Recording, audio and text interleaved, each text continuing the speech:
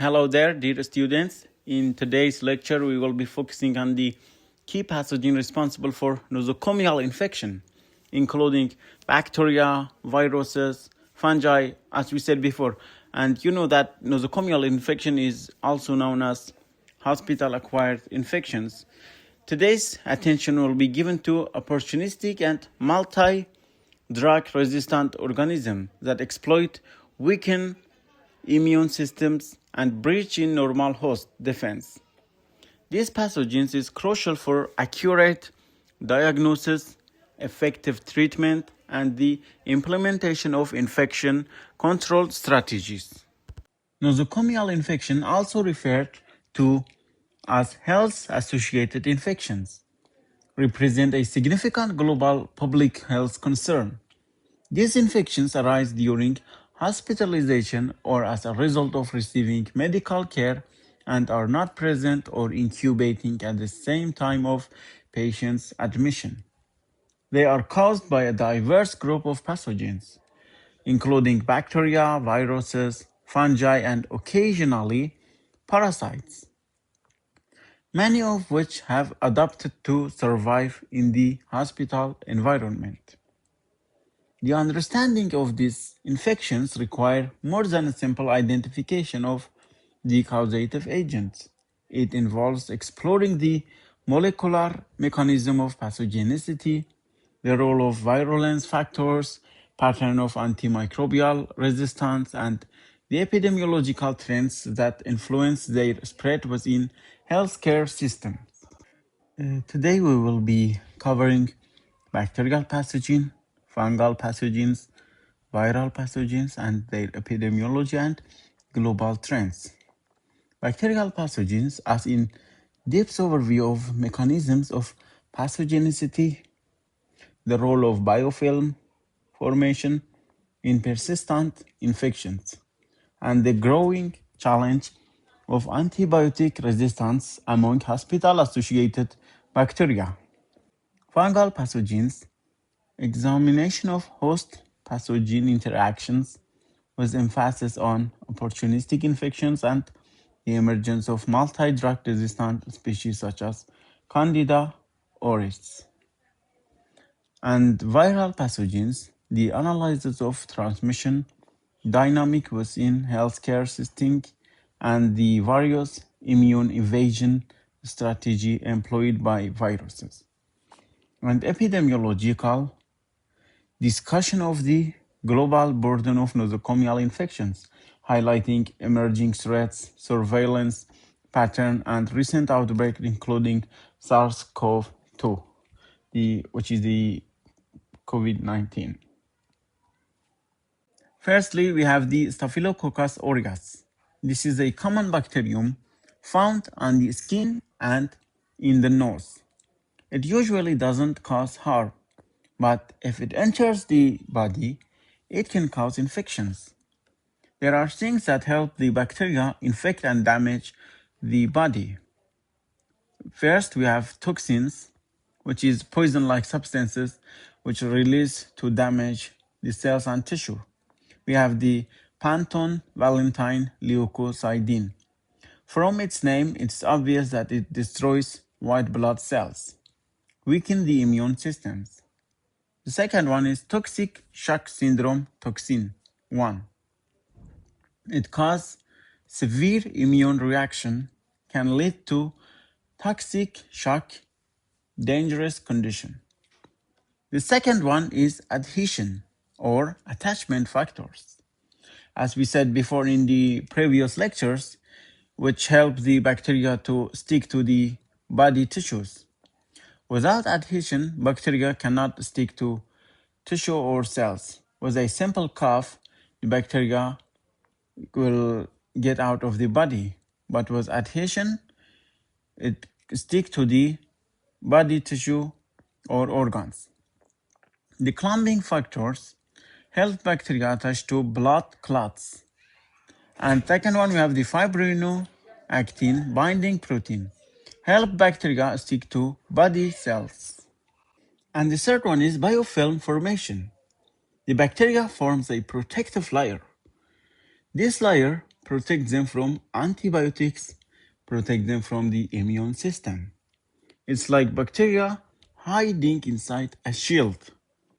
Staphylococcus aureus is an important hospital-acquired pathogen. Means the patients can get infected inside hospitals. How does it cause disease? As we said before, we had the toxins, the penton-valentine leukocidin, which destroys white blood cells, and toxic shock syndrome. This is important because it acts as a super antigen. We will be discussing super antigen in the next slide. It causes an overreaction of the immune system, which lead to shock. And then the adhesion, we had a factor which called the clumping factor A, help bacteria attach to damaged cell tissue and blood clots. And then fibrinoactin binding proteins help bacteria stick tightly to host cell. Think of adhesions like hooks or glue.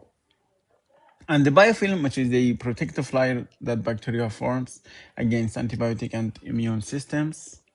What is a superantigen? A superantigen is a powerful toxin that causes the immune system to overreact, which was present in the toxic shock syndrome. That superantigen causes the immune to overreact.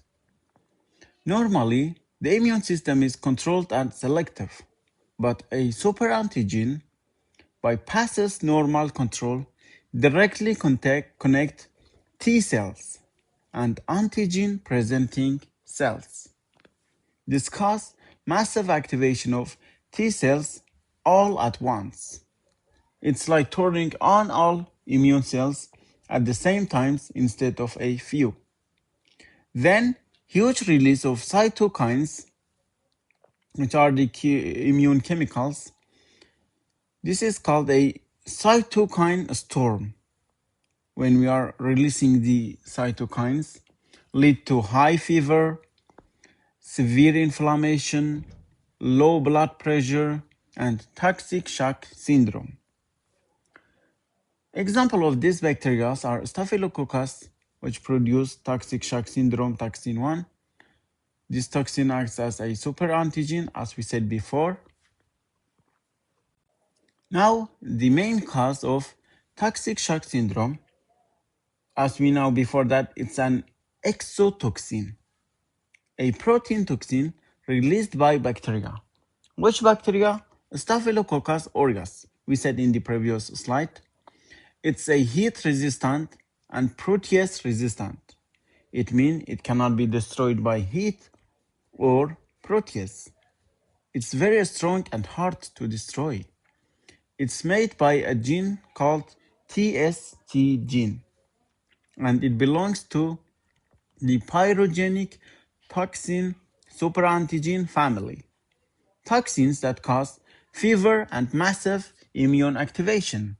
Now, what does superantigen activity means? We are going to compare normal antigens with superantigens.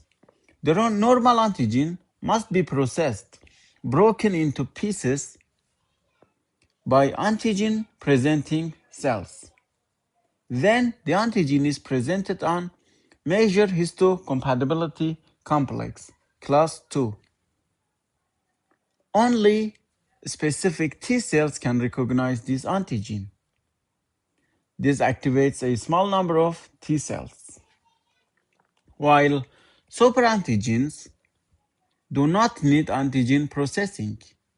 Instead, they directly bind to the outside of major histocompatibility complex molecules on antigen-presenting cells, and simultaneously, at the same time, bind to T cell receptors. This forces the antigen-presenting cell and T cell to activate, even when they should not. What happens after toxic shock syndrome activates too many T cells? Normally, only very few T cells are activated during an immune response. But superantigens like toxic shock syndromes activate 20 to 30% of all T cells at once, and this is very dangerous.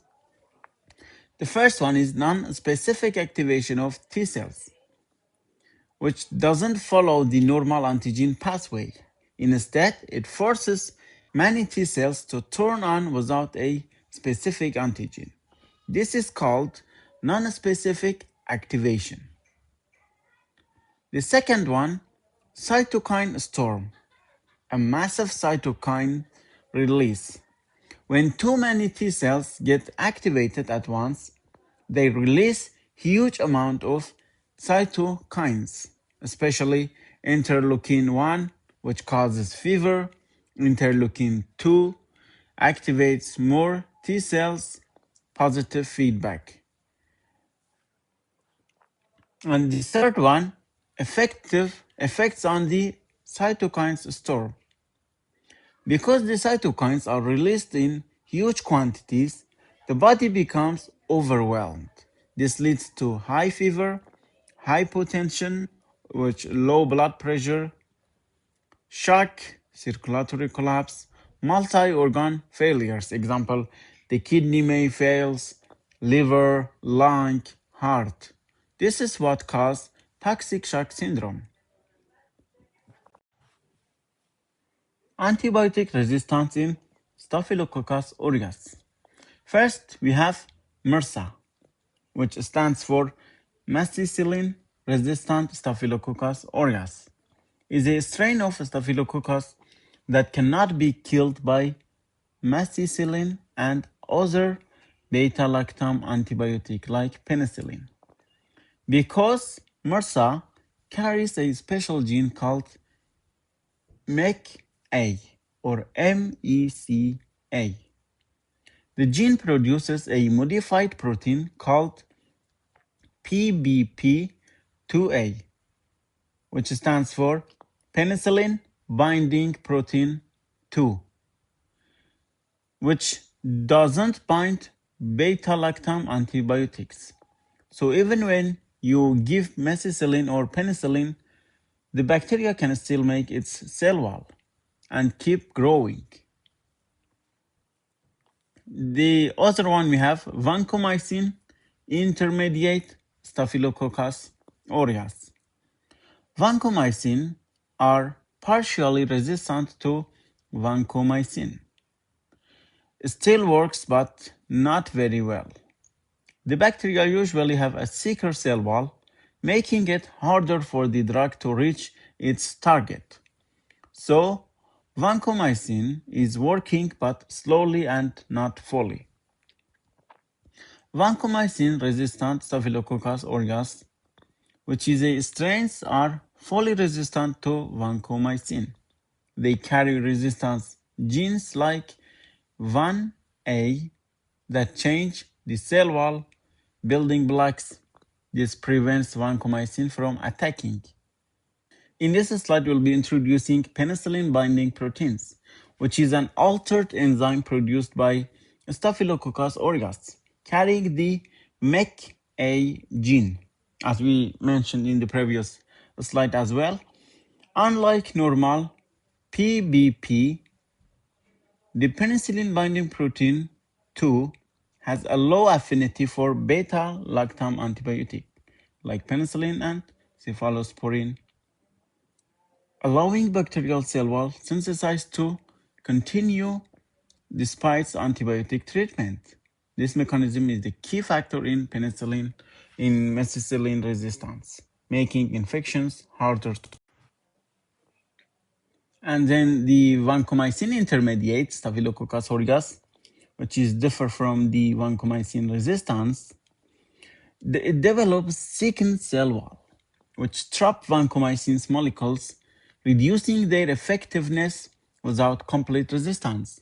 But vancomycin-resistant Staphylococcus aureus, it acquires a gene which called VAN-A, often from Enterococcus, altering the bacterial cell wall target, making vancomycin ineffective. Now we have the epidemiology. Methicillin-resistant Staphylococcus aureus, which accounts for 20% of hospital-associated infections globally, which is a type of bacteria that has become resistant to many antibiotics, especially methicillin, which make it harder to treat. That is why it's a global concern. That means 1 in every 5 hospital infections is due to MRSA. It's a major global health problem. How does it spread? How methicillin resistant Staphylococcus aureus spread? It spreads with direct contact, touching infected skin or wounds, contaminated surfaces like beds, equipments, door handles, healthcare workers' hand if hygiene is poor.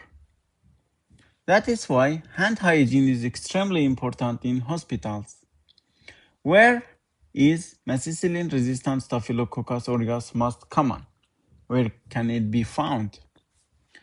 Methicillin resistance are more frequent in intensive care units, surgical wards, immunocompromised patients, people with weak immune systems. These patients are more vulnerable, so infection risk is higher. Why methicillin resistant is dangerous? It is resistant to many antibiotics. Treatment becomes more difficult, more expensive, sometimes less effective. This leads to serious treatment challenge. Methicillin resistant is a strain of Staph aureus we said before, which resistant to beta-lactam antibiotics including methicillin, oxacillin, and penicillins. Also, cephalosporin, which is a major cause of hospital and community-acquired infection, leading to skin infections, pneumonia, bloodstream infection, and even toxic shock syndrome. Now let's look at the mechanism of resistance. How methicillin-resistant Staphylococcus aureus becomes resistant. The key point is a gene, which is special gene for methicillin-resistant Staphylococcus aureus, which is a MECA or MECA. This gene produces a protein called penicillin binding proteins 2A. This protein is normally beta-lactam antibiotics like penicillin, which kill bacteria by blocking cell wall synthesis. But penicillin binding proteins is different. It has low affinity for these antibiotics, so antibiotics cannot bind to it properly. So the bacteria continue building its cell wall, the antibiotic fails to work. So where does MEC come from? Where does this gene come from? The gene is located on a mobile genetic element called staphylococcal cassette chromosome MEC. Important, it means that it moves between bacteria. This helps spread resistance from one bacteria to another. There are different types of these staphylococca. There are different types, 1 to 13. These types help classifying methicillin-resistant Staphylococcus aureus strains, track how infections spread. Now, types of methicillin resistance. Where does it occur? Found in healthcare settings such as hospital, nursing home, ICU, which is the intensive care units. What kind of infection does it cause? Methicillin resistance usually causes serious invasive infections, including pneumonia, which is a lung infection, bloodstream infection, sepsis, surgical site infection, catheter-related infection, and the drug resistance is often multi-drug resistance. It means it is resistant to many different antibiotics, not just one. As we said in the previous slides, genetic types, there are common types in methicillin resistance. They're larger, which carry more resistance genes. That is why methicillin resistance is usually more resistant. And then we have the community-acquired methicillin-resistant Staphylococcus aureus, which is a type of methicillin-resistant infections that occurs in healthy people outside hospitals. Unlike hospital-acquired methicillin-resistant, which we explained in the previous lecture. These infections are happening outside the hospitals. It mainly causes skin and soft tissue infections such as boils, abscesses, cellulitis, and sometimes can become severe like necrotizing fasciitis. It is considered more aggressive because it produces toxins like panton, valentin, leukocidin. These toxins which destroyed white blood cells and increase tissue damage. And now we have the livestock associated methicillin resistance, which is a third type that is mainly found in farm animals like pigs, cows, and chickens. Humans can get infected when they have direct contact with these animals, especially farmers, veterinarians, or people working in agriculture. This type of methicillin resistance is genetically characterized by staphylococcal MIC type 8, which helps us identify it in the lab. In most cases, livestock methicillin resistance causes milder infections in humans, but it is still important because it can spread from animal to human, which is a zoonotic transmission. If we look at this figure, which shows that methicillin-resistant infections can come from both hospital and community source, and it spreads between people once it infects the body. It most commonly appears as a skin infection.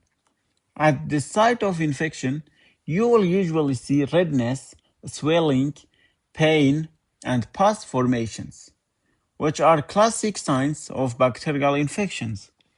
In more advanced cases, patients may also develop general symptoms like fever, chills, fatigue, headache, rash, or even chest pain if the infection spreads. And then we have Klebsiella pneumonia. It's a type of bacteria that commonly causes hospital-acquired infections. Infections people get while in the hospital, especially in the lung, bloodstream, or urinary tract. Why this bacteria is dangerous? These are the weapons the bacteria use to survive and cause diseases. Klebsiella pneumonia has a capsule, which is a polysaccharide layer. Think of this as a protective shield around the bacteria. It prevents immune cells from eating phagocytosing. The bacteria can hide and survive in the body. And then we have the pili or fimbria. These are like tiny hooks or hairs on the surface. They help the bacteria to stick to tissue, like lungs or urinary tract. As we said before, it's used for adhesion. It helps the bacteria to stick to tissue. Easier attachment, colonization, and infections. The third one is siderophore, like aerobactin. The body keeps iron tightly controlled, but bacteria need iron to live. These molecules act as iron scavengers. They steal iron from the host and bring it to the bacteria. for better growth and survival. The diagram that we are looking at shows a bacterial cell with pili for attachment, capsule, outer protective layer, and internal structure, cytoplasms and DNA. It also shows how the capsule helps resist host defenses. Now let's see how Klebsiella pneumonia becomes resistant. We have the carbapenem resistance Klebsiella pneumonia, which are very strong last resort antibiotic. This strain can destroy these drugs. They do this by producing enzyme called carbapenemase. Klebsiella pneumonia carbapenemase or New Delhi metallo-beta-lactamase. What do? This enzyme break down carbapenem antibiotics. We have an antibiotic which called carbapenems. These enzymes are destroying these antibiotics, which makes the Klebsiella pneumonia resistant and causing infection. So the drug no longer works. The second one is extended spectrum beta lactamase. These are enzymes that break down many common antibiotics. They destroy cephalosporin, example ceftriaxone and cefotaxime. Also affect penicillins and monobactams. The bacteria becomes resistant to multiple antibiotic classes, not only just one. Now we have the epidemiology of carbapenem resistance Klebsiella pneumonia. Let's see how this Klebsiella pneumonia infections spread. Where do these infections happen most?